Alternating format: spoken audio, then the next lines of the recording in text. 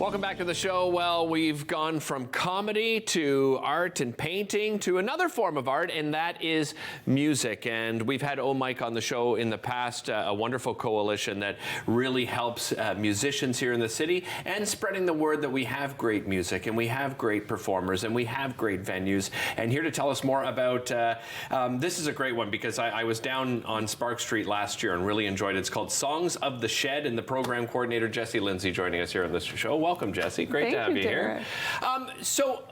As I said, we've had Mike on the show in the past, which is the Ottawa Music Industry Coalition. But for those that aren't familiar, tell us a little bit about their mandate. Absolutely. Yeah, the Ottawa Music Industry Coalition is a member-based nonprofit organization that is essentially like Ottawa's music office, with the mandate to weave music into the fabric of the city of Ottawa. How would you describe Ottawa's music scene? I think it's on the rise. Yeah, I There's do some too. good stuff coming. There's even just booking these songs from the Shed shows, there's too many artists to fit them all into this series. There's just so much talent in Ottawa. It's overflowing.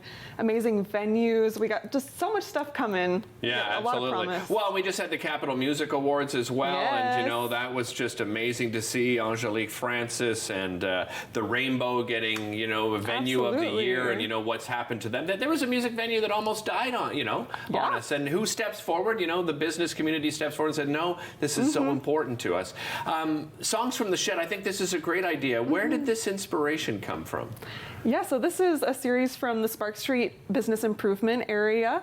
So their goal is to really make Spark Street a great place to be. They bring the flowers, they bring the good vibes, they promote all the lovely businesses that are there, they invite businesses to come over, and they bring music to the people that are there at lunchtime twice a week now with the Songs from the Shed series. And it literally is in a shed, right? Yes. We're looking at the photos here on screen. I remember going to see Jeff Rogers last year, who was performing, and I've had some other friends that have performed, and the idea is just to give people a space to come and enjoy music, right? Absolutely. Yeah, I know it brings local artists there, and then you get to discover new artists, and a lot of people have been bringing their lunch outside or grabbing a little something and sitting out and feeling connected together, even though everyone's doing their own thing during the day, working at different places, but the music really brings everyone together and puts a smile on people's faces. Well, you have exciting news because you've booked pretty much all of July now, right? So let's talk about some of the fantastic artists that you've booked. Absolutely. So we have Dan Petty, Erica Brighthill for a country show, Nice. Jason Daniels, OK Naletti, Scott Kelly, Chairman George, Alana Sterling, Jessy Lindsay, Danielle Allard, and the Bayash sisters. So that's our July lineup for this year. Fantastic. Exclusive. So, how do you go about then as the program coordinator finding, or do they find you? Do you get recommendations? Walk me through that process. So OMIC has an artist booking submission form. So. Okay. Local artists can fill out this form, and then we get all the info on them. So then we get to pinpoint which artists would be best for what performance opportunities. And then we get to bring artists to the right venues, to the right people, to the right audiences, and bring music to Ottawa. Yeah. You're an artist yourself. Yes. So speak a little bit about, getting opportunities like this, right? Because this is a unique one, right? I know that it's so challenging, to try to get to a music venue, right? And working and collaborating with the different partners there. But opportunities like this, how important is it to a musician? Oh, it's so important. Yeah, I'd say last summer is the summer where I had the most shows in a really long time, because I'm still an emerging artist. I'm pretty young, and the difference between how my sets were going at the beginning of the summer versus the end was amazing. And OMIC had a big part in that as well. The more opportunities we get, the better we can become. And it's not only for emerging artists like me, it's for professional artists, and it just brings so much good to artists and also to venues and everything. So it's been a big part of my development as a young artist. What was your start in music? What inspired you to get into music? I've been doing music forever. Really? I started piano at 6 years old, guitar at 8, songwriting at 10, performing at 12, did high school music, and then I just finished a Bachelor of Music at university. So it's been a huge part of my life, and I'm so happy to bring artists and other people into work in this lovely industry full of amazing people. It's really like a little family. So much support. I was going to ask you about family. So were your parents into? Why are you laughing? They weren't. I'm guessing they weren't into music. No, they weren't musicians they or were anything. sporty. They really, did sports. eh? Yeah.